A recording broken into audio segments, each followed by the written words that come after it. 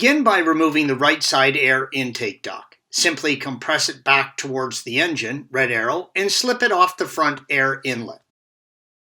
With the duct off, you can access the coolant level sensor on the lower part of the tank better, red arrow.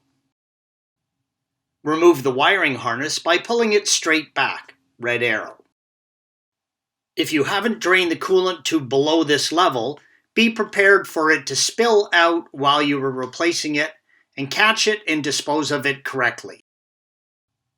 Turn the sensor 45 degrees clockwise. Pull the sensor from the bottom of the tank, red arrow.